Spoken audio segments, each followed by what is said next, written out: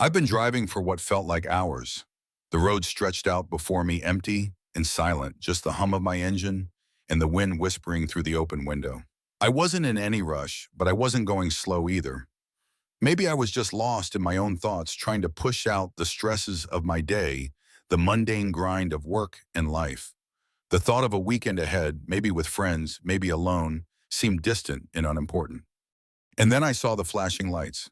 At first, I thought it was some kind of mistake. I checked my rearview mirror, but there it was again, the steady, relentless glow of red and blue. The police car was pulling me over. I cursed under my breath, tapping my fingers on the steering wheel, already frustrated. I didn't think I'd been speeding, but I knew how easy it was for the police to pull you over for anything, the way they just seem to have a sixth sense for catching you in the wrong moment. I pulled over to the side of the road, my heart racing a little, my palms starting to sweat. I wasn't nervous, but something about being stopped by the police always made you second guess yourself, even if you knew you hadn't done anything wrong. I killed the engine and sat there for a moment, gathering myself. I checked the rearview mirror again, and I saw her. She was walking toward me now, tall and confident, with that posture that made it clear she was in charge. Her uniform was neat, and her face was calm, but there was something about her expression that made me feel like I had just done something much worse than speeding. I rolled the window down and tried to keep my voice steady, even though my heart was still pounding a bit faster than usual. "Is there a problem, officer?" I asked, though I knew the answer already. She didn't smile, but her eyes locked onto mine for a second longer than I expected. Her gaze was sharp, assessing. I could tell she wasn't in a rush. She took a moment before responding, almost like she was trying to read me. "Do you know why I stopped you?" she asked, her voice firm but not unkind. I shook my head, honestly. "No, officer. I thought I was driving okay." She nodded slowly, looking down at her notepad before writing something down. "You were going 50 miles over the limit. It's dangerous to speed on these roads." I sighed and nodded, my mind racing. 15 miles over, I hadn't even realized I was going that fast. I muttered a quick apology, trying to act more composed than I felt. "I'm sorry, I didn't realize." "I wasn't paying attention," I said, trying to make myself sound genuine, even though the excuse sounded weak in my own ears. She didn't say anything for a moment, just wrote down more notes on her pad. I could tell she wasn't in a hurry to let me go. She was just doing her job, but I could feel the tension hanging in the air. I glanced at her again. She looked professional, but there was something else about her, something that made me feel weird. I couldn't place it at first, but I could feel the heat creeping up my neck. "Stay right here," she finally said, stepping back to her patrol car. I watched her walk away, her boots clicking on the pavement, and for a moment I felt stupid. What was it about her? Why did I feel this weird, almost magnetic pull toward her? It wasn't like I had never interacted with a police officer before, but there was something different about her, the way she moved, the way she carried herself. It was all so confident. A few minutes later, she came back to my car, holding the ticket in one hand. She handed it to me, her eyes meeting mine again. The air between us felt thick, almost electric. She seemed unfazed by the interaction, like it was just another stop in her day. I took the ticket from her, thinking about how much it was going to cost me. As I glanced at the fine printed on the front, something caught my eye on the back of the ticket. In a scrawl that looked almost like it was written quickly, was a number, a phone number. My eyes flicked back up to her, wondering if I had imagined it. Was this some kind of mistake? Did she mean to write it down there, or was it for me? She didn't seem to notice that I had turned the ticket over to look at it. She was already walking back to her patrol car, and I was left there holding the ticket in my hand, staring at the number. I couldn't believe what I was seeing. Why would she leave me her number? Was this a joke? Did she do this with everyone? It didn't make sense, and yet here I was still holding the ticket, unsure of what to do next. I looked back up, expecting to see her still watching, but she was already back in her car, pulling away with a quick wave. My heart skipped a beat as she drove off, and I was left alone on the side of the road, the ticket with her number burning a hole in my hand. I shook my head, trying to shake off the oddness of the situation. I started the car and drove off, trying to focus on the road ahead, but that number kept flashing in my mind. I couldn't get rid of it. Was this real? Was she serious? Should I call? The rest of the drive home felt like a blur. I could hardly focus on the road. My mind was still on the ticket on the number on her. I tried to tell myself it wasn't a big deal that I should forget about it, but somehow I knew I wasn't going to.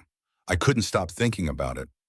I got home, parked the car, and sat there for a while staring at the ticket in my hand. The number on the back seemed to burn into my thoughts. Should I call? Was it a mistake? I glanced at my phone and almost typed the number in, but then hesitated. I sat back in my seat trying to make sense of it all. Was I overthinking this, or was this some kind of sign? Eventually, I put the ticket down, stood up, and walked into the house. I had no idea what to do next, but one thing was certain: I wasn't going to forget about this. Not yet, not until I figured it out. I spent the next few hours just trying to put it out of my mind. After a long day, I wanted nothing more than to relax and forget about everything. I tossed the ticket on the kitchen counter and tried to distract myself with something else, anything else. But every time I walked by it, every time I caught sight of the number scrawled on the back of that ticket, I couldn't shake the thought of her. Her voice still echoed in my head, her confident, no-nonsense tone when she spoke to me. I could feel the weight of her gaze when she handed me the ticket, and it lingered long after she left. Why had she left me her number? Was it some kind of joke, or was she actually interested in me? The more I thought about it, the more confused I became. I knew I should just let it go. After all, she was a police officer. What kind of relationship could come from something like that? It wasn't like I had any real reason to believe this was anything more than a random act on her part. But still, the thought of calling her lingered. I tried to focus on my work, putting off the inevitable. But when the evening wore on and I found myself alone, I realized I was still thinking about it. Around 9:00 p.m., I grabbed my phone. I stared at it for a few moments, my finger hovering over the keypad. Part of me wanted to throw the phone across the room and forget this ever happened. But another part of me, the part I couldn't ignore, was already dialing the number. My heart raced as I waited for the call to connect. My fingers trembled slightly, and I could hear the sound of my own breath in my ears. It was a strange feeling, calling someone I didn't know, someone who was a complete stranger to me, a police officer no less. The phone rang twice before the line picked up. Hello. Her voice was warm, smooth, but there was something about it that made my stomach tighten. I wasn't sure what I expected, but this wasn't it. There was no formality, no professionalism, just her voice, the woman I'd been thinking about for hours. I froze for a moment, unsure of what to say. This was it. I had done it. I had actually called her. Hi? I finally stammered. Is this Officer Miller? There was a slight pause on the other end of the line before she responded. It is. Who is this? I felt a rush of nerves wash over me. I had no idea what I was supposed to say. I had never done anything like this before. I mean, I had spoken to plenty of people in my life, but never like this. Never over a phone call like this. It's me. The guy you pulled over earlier today, I said, my voice suddenly sounding much smaller than it had before. The speeding ticket. There was a slight chuckle on the other end of the line, and I could hear the smile in her voice. Oh, I remember you. My heart skipped a beat. I didn't know if that was a good or bad thing, but hearing her say that made me feel a little more at ease. Maybe this wouldn't be so bad. Yeah, I didn't know if you meant to leave your number on the back of the ticket. I continued fumbling with my words. I thought it was kind of unexpected. And another pause. It felt like an eternity, the silence stretching on between us, and then she spoke, her voice more relaxed now, with a hint of amusement in it. I thought you wouldn't call me, she said softly, almost teasingly. I felt my face flush. I wasn't sure if it was the surprise of her response or the way she said it, but I suddenly felt like I was in way over my head. I'd been trying to play it cool, trying to act like this wasn't a big deal, but now I was on the receiving end of that very thing I'd been nervous about. Her tone was playful, but it also felt genuine. I, I wasn't sure if I admitted, rubbing the back of my neck nervously, but here I am. She laughed softly, and the sound made something in my chest tighten. It was a good laugh, the kind that made you feel at ease, but also a little intrigued. I'm glad you called. I wasn't sure if you would. There was a long pause after that, and I wasn't sure where to go from here. I had called, but what now? I mean, why'd she even give me her number? Was this just a friendly gesture or was there more to it? So, I began trying to regain some semblance of composure. What happens now? She seemed to consider the question for a moment before answering. Well, now we talk and see where it goes. My mind raced. See where it goes. What did that even mean? Was she really interested in me or was this just her way of being friendly? I wasn't sure, but the idea of talking to her more, of actually getting to know her, sent a thrill through me. We spent the next hour on the phone talking about anything and everything. It started off awkwardly at first, but as we continued, the conversation became easier. We talked about our days, about our jobs, about little things that made us laugh. It felt so natural, like we had known each other for a long time, even though we were strangers just hours ago. Before I knew it, I was looking at the clock and realizing how late it had gotten. The conversation had flown by, and I couldn't believe how much I had enjoyed it. I should probably let you go, she said, her voice now sounding a little quieter. But I'm glad you called. It's been nice. I'm glad you gave me your number, I said before I could stop myself. The words were out before I could think about them, and I felt my heart skip a beat when I realized what I had just said. But then she responded with a laugh, and it felt like everything was fine again. Well, it's not every day I give out my number to a guy I pull over, but you seem interesting. Interesting, I repeated, smiling. That's one way to put it. Yeah, she said, a hint of playfulness in her voice. We'll see if I change my mind. We said our goodbyes and I hung up the phone, my heart still racing. It felt like something was just beginning between us, but I had no idea where it would go next, and that was the exciting part. The next couple of days felt like a blur after that first phone call. I couldn't stop thinking about Officer Miller. Every time I closed my eyes, her voice echoed in my head. It was a strange feeling, and I tried to focus on my routine, but it was impossible not to be pulled back to that conversation. She had said we'd see where it goes, and as much as I tried to ignore it, I wanted to know where this was leading. I tried to go about my usual routine, getting up for work and tackling the tasks that came my way, but her number stayed in my mind like a small, nagging voice that wouldn't let me rest.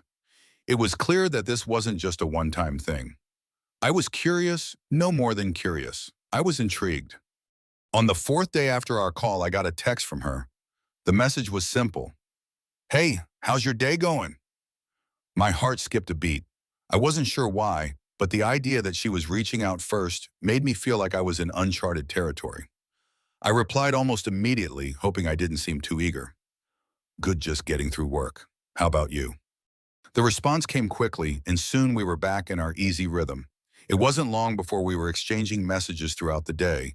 Small updates, random thoughts. The type of conversation that felt effortless, the kind that happens between people who are already comfortable with one another, even if we hadn't actually met in person yet. Then a few hours later, she sent a message that made my stomach flip. I'm off work tonight. What do you say we meet up? I stared at the screen, feeling a mix of excitement and nerves. My first instinct was to say yes without hesitation, but I found myself hesitating. This was real now. This wasn't just some phone call or a fleeting moment. It was the first step towards something that could actually turn into something more. And as thrilling as that thought was, it was also a little terrifying. I took a deep breath and typed back, I'd like that. Where do you want to meet? A few moments passed before she replied, and when the message came through, I couldn't help but smile. There's a small cafe downtown. I'll be there at 7. See you then. I stared at the message, a rush of anticipation building in my chest. I didn't know what I was expecting, but the thought of seeing her in person, of actually meeting her after all the messages, was enough to make my heart race. I spent the next few hours getting ready, making sure I looked presentable, maybe even a little more polished than I normally would have. I was nervous, not just because this was a date, but because this wasn't just any date. This was with a police officer, the one who had pulled me over, the one who had left her number on the back of a speeding ticket. I still wasn't sure what I had gotten myself into, but I was about to find out. When I walked into the cafe, I immediately scanned the room. It wasn't hard to spot her. She was sitting by the window, dressed casually in a leather jacket and jeans, but even in something as simple as that, she stood out. There was something about her that made her impossible to ignore. I stood there for a moment, unsure whether to approach her or to just stand back and admire the view. Then she looked up and our eyes met. The smile she gave me was warm and genuine, and it made all the nerves I had felt vanish in an instant. I walked over to her table, my heart pounding in my chest. "Hi," I said, feeling a little awkward as I pulled out the chair and sat down. "You look amazing," she laughed softly, the sound making me relax a little. "Thanks. You look pretty good yourself." There was a brief, comfortable silence before I spoke again. "So this is a little surreal, right?" "Surreal," she raised an eyebrow, clearly amused. I thought this was the part where we stopped being awkward and started having fun. I smiled, feeling the tension ease up. "Right, let's do that." We spent the next few hours talking, really talking. The small talk we had gotten used to through text and phone calls was replaced by real face-to-face conversation. She told me more about her job, the crazy stories she had from her time on the force, and her life outside of it. I shared my own stories, my ambitions, my small victories and failures. It felt like we had already built a connection, even though we were only just now meeting in person. The conversation flowed easily, and with every word, I found myself becoming more and more comfortable around her. There was something so easy about her presence, something that made me feel like I could tell her anything without fear of judgment. At one point, she leaned forward, her eyes locking onto mine. "So how has this been for you, this whole phone number on the back of a ticket thing?" I let out a soft laugh, running a hand through my hair. "Honestly, I'm still processing it. It's not something you expect, you know." She smiled, the corners of her lips curving just slightly. "I can imagine, but I'm glad you called." I felt a warmth spread through me. She was glad I called, and the more we talked, the more I realized how much I enjoyed her company. She was confident, funny, and incredibly easy to talk to, but there was also something deeper there, something that I couldn't quite put my finger on. It wasn't just a surface-level attraction, it was something more. The evening passed by in a blur, and before I knew it, it was nearly 10 p.m. I glanced at my phone and realized how late it had gotten. "Well, I should probably get going," I said reluctantly. "I've got work tomorrow." She nodded, though there was a slight hesitation in her eyes. "Me too." We stood up together and she pulled her jacket on. I walked with her to the door, my thoughts racing. This had been everything I had hoped for and more. She was even more amazing in person than I had imagined. "So I'll see you again." I asked, my voice a little uncertain. She gave me a playful look. "You think you can handle it?" I chuckled, feeling more at ease than I had all evening. "I'm sure I can." She smiled and handed me a small piece of paper. "Well, just in case you forget, call me sometime." I took the paper, my heart racing. This was it. This was the moment I had been waiting for. As I walked back to my car, I couldn't help but think that maybe, just maybe, this was the beginning of something real. The next few days were a whirlwind after that unforgettable evening at the cafe. I couldn't stop thinking about Officer Miller. Her smile, the way her eyes lit up when she laughed, the way she listened to me like I was the only person in the room. Everything about her stuck with me. We'd exchanged numbers at the end of the night, and the next morning I found myself staring at my phone, wondering when I should text her again. It felt a little ridiculous, but I didn't want to seem too eager, so I waited. I gave it a few hours before I finally sent a message, keeping it casual. "Hey, I had a great time last night. Hope you're having a good day." I hit send before I could second guess myself. My nerves had returned, but I forced myself to focus on something else. After all, I couldn't let myself be consumed by one message, right? A few minutes later, my phone buzzed.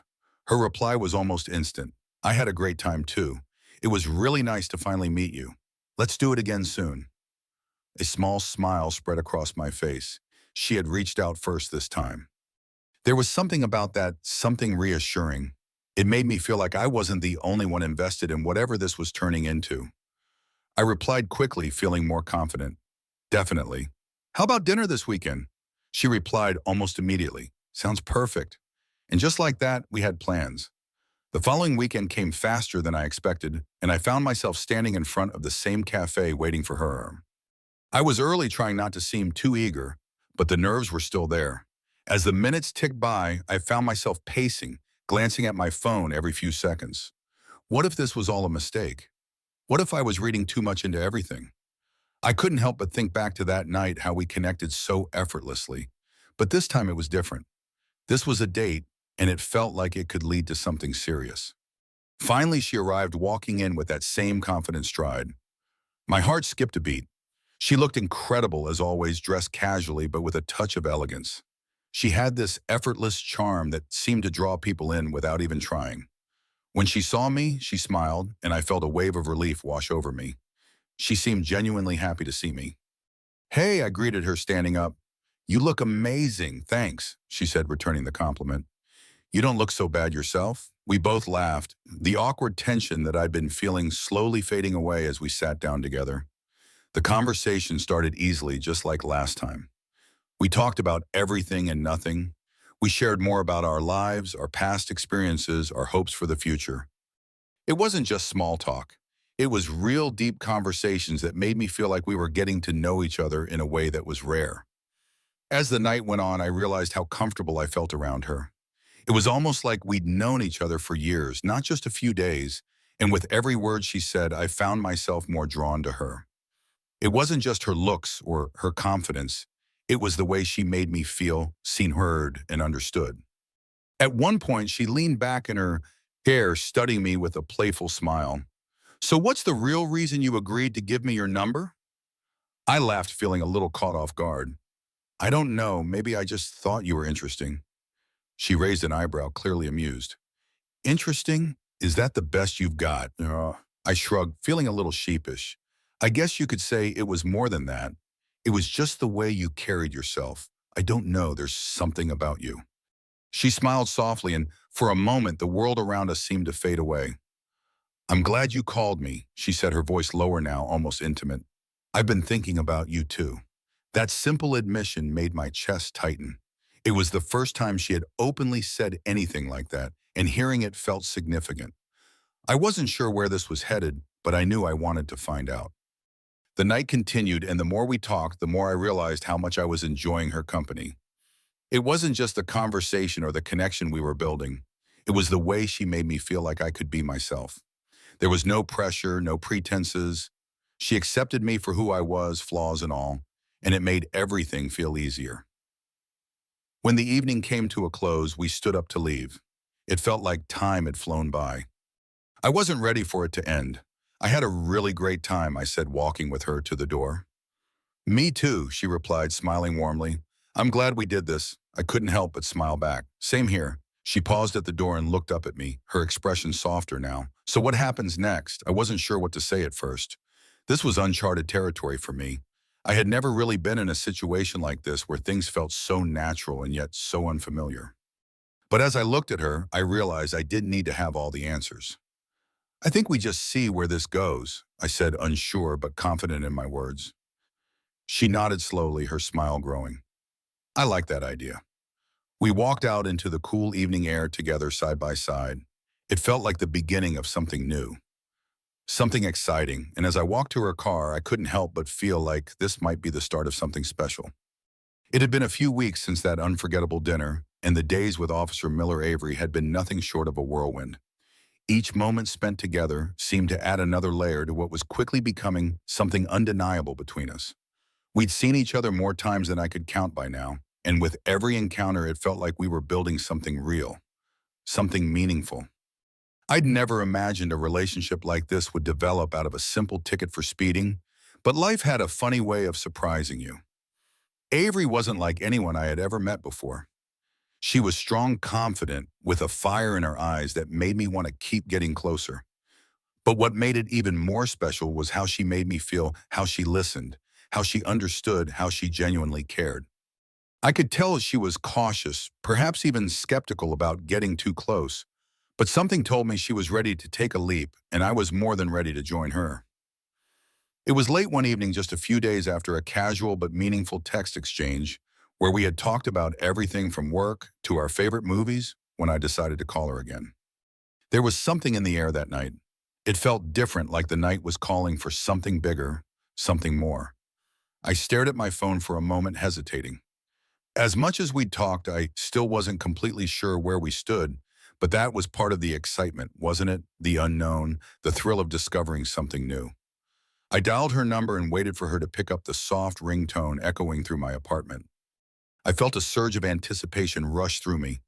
"Hey, it's me," I said when she answered, trying to sound casual, even though my heart was beating faster than usual. "Hey, you," she responded, her voice warm. What's up? I couldn't help but smile at how easy it was to talk to her. Even after everything that had happened between us, the moments we'd shared, the things we'd said to each other had only deepened my feelings for her. I took a breath, wanting to get straight to the point. I was thinking about you. I said my words coming out more vulnerable than I intended, and I realized that I want to see you again. I want this. I want us. There was a beat of silence on the other end of the line, and I held my breath. Had I said the wrong thing?